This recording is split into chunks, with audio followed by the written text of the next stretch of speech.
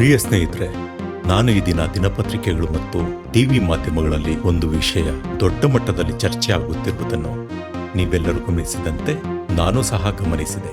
ಅದೇನಪ್ಪಾ ಅಂದ್ರೆ IT ಕ್ಷೇತ್ರದಲ್ಲಿ ಕೆಲಸ ಮಾಡುತ್ತಿರುವ ಕೆಲಸದ ಅವಧಿಯನ್ನು 14 ಗಂಟೆ ಹೆಚ್ಚಳ ಮಾಡುತ್ತಿದ್ದಾರೆ ಅನ್ನುವುದು.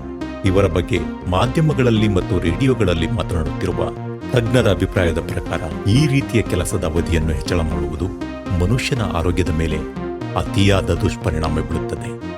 ನಾನಾ ತರಹದ ಕಾಯಿಲೆಗಳು ಬರುತ್ತವೆ.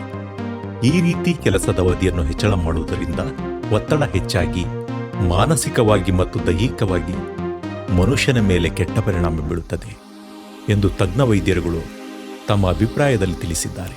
ಇಂತಹ ಸಂದರ್ಭದಲ್ಲಿ ನಾನು ಒಬ್ಬ ಮನುಷ್ಯನಾಗಿ, ಒಬ್ಬ ಪೊಲೀಸ್ ಇಲಾಖೆಯ ನೌಕರನಾಗಿ ಯೋಚಿಸಿದಾಗ ನನ್ನ ಮನಸ್ಸಿಗೆ ಕಾಡಿದ್ದು ಏನೆಂದರೆ, ಪೊಲೀಸರಾದ ನಾವುಗಳು ಸುಮಾರು ವರ್ಷಗಳಿಂದ 12ರಿಂದ 14 ತಾಸು ಕೆಲಸ ಮಾಡುವುದು ಸರ್ವೇ ಸಾಮಾನ್ಯವಾಗಿ ಬಿಟ್ಟಿದೆ.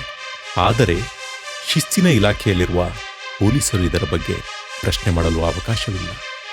ಕನಿಷ್ಠ ಪಕ್ಷ ಇದರ ಬಗ್ಗೆ ಯೋಚಿಸುವ ಕನಿಷ್ಠ ಕನಿಕರವೂ ಸಹ ಸಂಬಂಧಪಟ್ಟವರಿಗೆ ಇಲ್ಲವಲ್ಲ ಎನ್ನುವುದೇ ವಿಷಾದನೀಯ ಸಂಗತಿ. ಸ್ನೇಹಿತರೆ, ಇಲ್ಲಿ ನಾನು ಕೇವಲ ITBT ಅವರ ಕೆಲಸದ ಬಗ್ಗೆ ಮಾತನಾಡುತ್ತಿದ್ದಾರೆ ಅನ್ನೋದು ನನ್ನ ಅಭ್ಯಂತರವಲ್ಲ.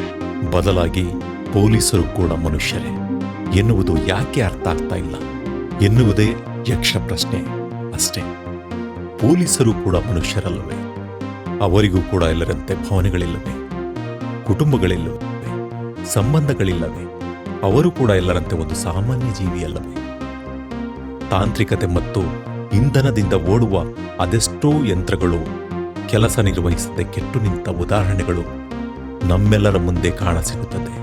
ನಾನು ಕಳೆದ ವಾರ ಒಂದು ಪತ್ರಿಕೆಯಲ್ಲಿ ಓದಿದೆ, ಒಂದು ರೋಬೋಟ್ ಸಹ 12 ತಾಸು ನಿರಂತರ ಕೆಲಸ ಮಾಡಲಾಗದೆ ಆತ್ಮಹತ್ಯೆ ಮಾಡಿಕೊಂಡ ವಿಷಯ ನೋಡಿ ಗಾಬರಿಯಾಯಿತು, ಆಶ್ಚರ್ಯವೂ ಆಯಿತು. ಆದರೂ ಸಹ ಅದು ಸತ್ಯವೇ ಆಗಿತ್ತು. ಹೀಗೆ ಯಾವುದೇ ಒಂದು ಯಂತ್ರವೂ ಸಹ ನಿರಂತರವಾಗಿ ಕೆಲಸ ಮಾಡಲು ಸಾಧ್ಯವಿಲ್ಲ ಎನ್ನುವಾಗ ಮನುಷ್ಯರಾದ ನಾವುಗಳು ಯಂತ್ರಕ್ಕಿಂತಲೂ ಮಿಗಿಲಾಗಿ ನಿರಂತರವಾಗಿ ಕಾರ್ಯನಿರ್ವಹಿಸುವುದು ಎಷ್ಟು ಸರಿ? ಅದು ನಮ್ಮ ಆರೋಗ್ಯದ ಮೇಲೆ, ನಮ್ಮ ಕುಟುಂಬದ ಮೇಲೆ, ನಮ್ಮ ಮನಸ್ಸಿನ ಮೇಲೆ ಪರಿಣಾಮ ಬೀರುವುದಿಲ್ಲವೇ?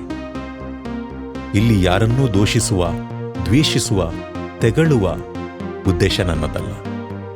ಬದಲಾಗಿ ಪೊಲೀಸರಾದ ನಾವು ಕೂಡ ಎಲ್ಲರಂತೆ ಜೀವಿಸಬೇಕೆನ್ನುವ ಒಂದು ಸಣ್ಣ ಹಂಬಲ ಮತ್ತು ಕಾಳಜಿ ತುಂಬಿದ ಒಂದು ಸಣ್ಣ ನಿವೇದನೆಯಷ್ಟೇ.